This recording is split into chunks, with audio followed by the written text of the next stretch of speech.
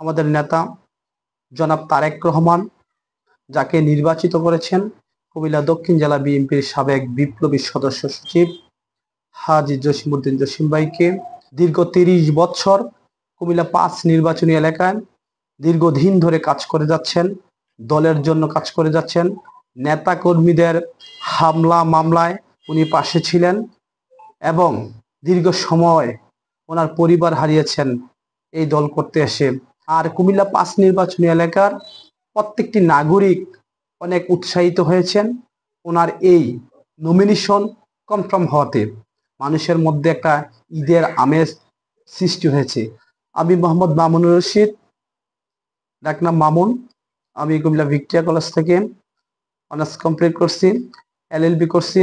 কুমিল্লা আইন কলেজ থেকে এলএলএম এ অধ্যয়নরত আছি।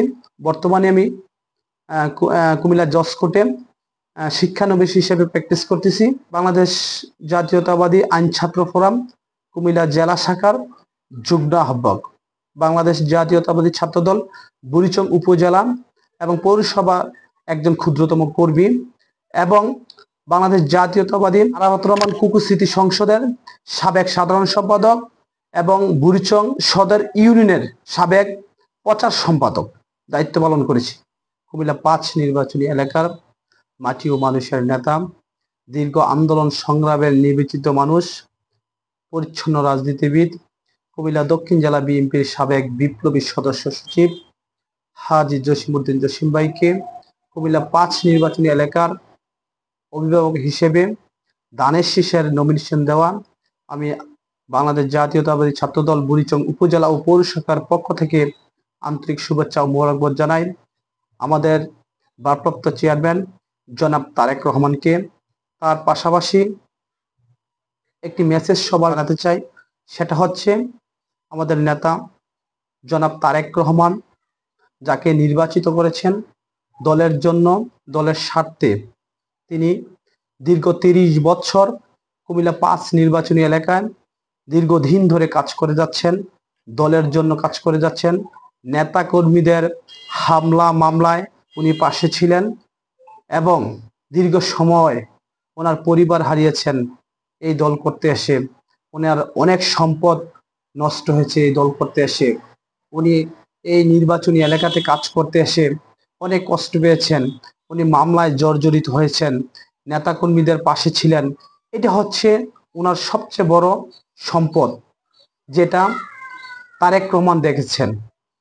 এটা বিবেচনা করেই দল তাকে মূল্যায়িত করেছে। আর কুমিল্লা ৫ নির্বাচনী এলাকার প্রত্যেকটি নাগরিক অনেক উৎসাহিত হয়েছেন ওনার এই নমিনেশন কনফার্ম হওয়াতে। মানুষের মধ্যে একটা ঈদের আমেজ সৃষ্টি হয়েছে।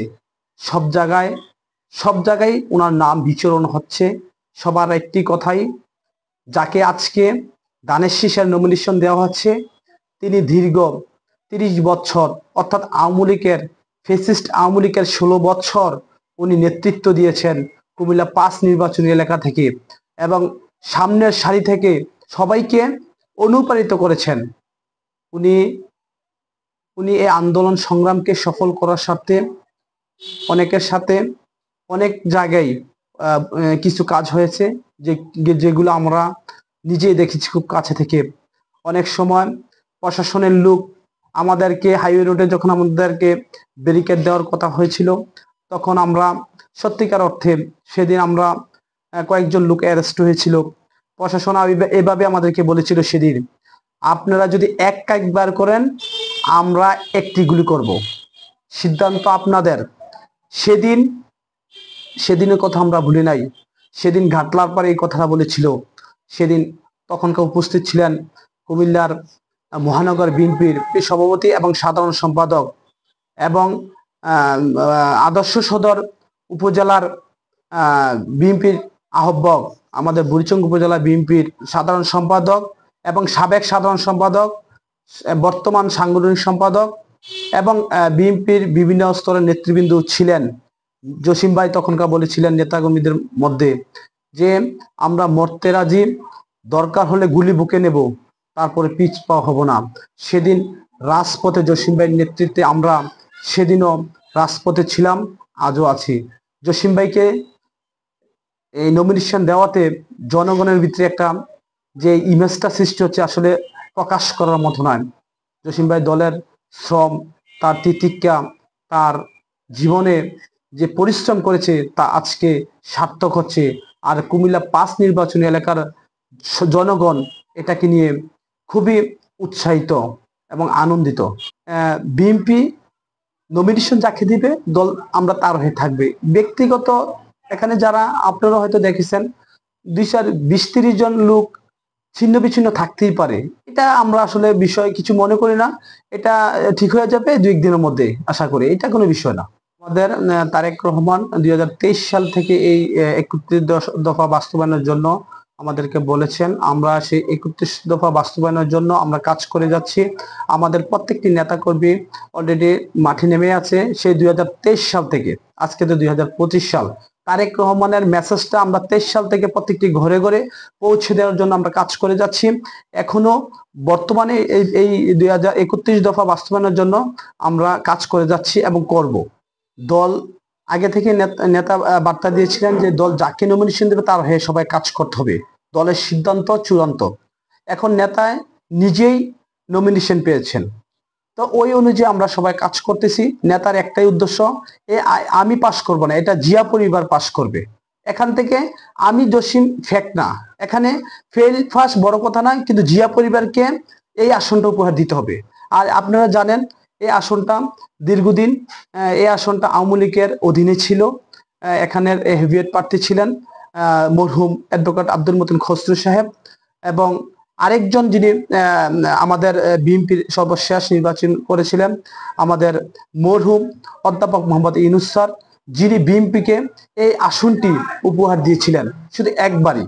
তারপর থেকে বিএনপির এখানে একটা সয়লাভ হয়ে গেছে। রাজনীতি করি মানুষের সেবা ও কল্যাণের জন্য। আমার রাজনীতিতে চাওয়া পাওয়া নাই। আমি যেটা মনে করি, মানুষকে যদি আমার দ্বারা একটু সুযোগ সুবিধা দিতে পারি আমার কথার মাধ্যমে, আমার মেধার মাধ্যমে, তাহলে আমি সার্থক। আমার রাজনীতিতে চাওয়া পাওয়া নাই। আমি দলকে ভালোবাসি, জিয়া পরিবারকে ভালোবাসি, এটাই আমার সবচেয়ে বড় প্রাপ্তি। যে সরকারটা ছিল ফ্যাসিস্ট আওয়ামী লীগ 2009 সালে, সম্ভবত 2009 সালে গভর্নমেন্ট ক্ষমতা আসে, 8 সালের ডিসেম্বরের দিকে। হ্যাঁ, তো 9 সালটাই ধরা যান। তো আমরা তৎকালীন সময় এসএসসি কমপ্লিট করেছি, অর্থাৎ আমি এসএসসি কমপ্লিট করেছি 2009 সালে। সেই 2009 সালে যখন ক্ষমতার জোয়ার ছিল, তখন আমাদেরকে আওয়ামী লীগ অনেক নেতারাই বিভিন্নভাবে বলছে, আওয়ামী লীগের সাথে সংযুক্ত হওয়ার জন্য বিভিন্নভাবে প্রলোভন দিয়েছে, কিন্তু আমরা যাইনি। কেন? আমরা দল করি পারিবারিকভাবে। আমরা পরিবার থেকেই উঠে আসছি বিএনপি করে, অর্থাৎ আমাদের সপরিবারটাই বিএনপি। যে কারণে আমরা বিএনপি পরিবার ছাড়া কোনো কিছু চিন্তা করি না। আমরা বিএনপিকে পছন্দ করি, জিয়া পরিবারকে ভালোবাসি, এই কারণে আমরা বিএনপিটা করি। আমাদের প্রিয় নেতা হাজী জসিমউদ্দিন জসিম ভাই ইনশাল্লাহ পাশ করেন। জসিম ভাইয়ের একটাই উদ্দেশ্য, সেটা হচ্ছে শিক্ষার মান প্রসারিত করা সর্বপ্রথম। আরেকটা হচ্ছে আমাদের এলাকার জীবনযাত্রার মান উন্নয়নের জন্য উনি কাজ করবেন। আমাদের নেতা আমাদেরকে আশ্বস্ত করেছেন, এবং এলাকার বিভিন্ন রাস্তাঘাটগুলা উনি সুন্দরভাবে কাজ করে যাবেন। যেহেতু আমাদের এখানে পৌরসভা হয়েছে, পৌরসভাকে একটা মডেল রূপে রূপান্তর করবেন। এটা হচ্ছে আমাদের প্রিয় নেতার সর্বপ্রথম মেসেজ। সীমান্তটা দেখেন, সীমান্তর বিষয়টা হচ্ছে এটা স্বরাষ্ট্র মন্ত্রণালয়ের অধীনস্থ।